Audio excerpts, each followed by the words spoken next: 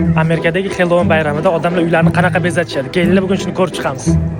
Ko'zim birinchi mana bu qabristonga tushdi. Eslasanglar yoshlikda bitta o'yin bo'lardi, Plants vs Zombies degan. Xuddi shu o'yinni eslatordi. Mana shu qizni qaysidir kinoda ko'rganim eslolmadim. Bilganlar kommentariyada yozib ketinglar. Tanishinglar, bu Javohir Brat Kaypda kino ko'rib o'tiribdi, qo'liga pivani olib. Bu yoqda kuchugiga ham tarbiya bermaganmi bilmayman, qarasanglar sekingina ishini boshlavorgan. Endi buni ko'rgandan keyin kamida 2 hafta oynan tagida uxlolmaydigan bo'lib qolsam kerak. Mamda bitta opaxonam sekingina atala biznesi boshlordilar. Tamiga vafshi gap yo'q, keverasizlar. Porsiyasi ataga 15 mingdan ekan. Bu biratam opaxonni atalasini ichganmi deyman, yarim soatdan beri tinmasdan qusotdi boru.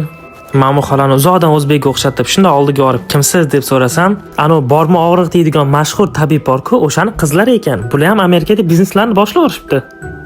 Jodu degan hind kinosi bo'lardi bilsanglar. Uni ham qarindoshlar Amerikaga green card yutibdi. Kelishi bilan bular ham taksiga chiqib ketibdi, qaranglar. Amerikaliklar ham ahmoqmi deyman-da, shuncha pulga uyini bezatib nima kerak? Undan ko'ra to'yga pul yig'maysanmi? Sizlarga qaysi bir dekoratsiya ko'proq yoqdi? Kommentariyada yozib ketinglar.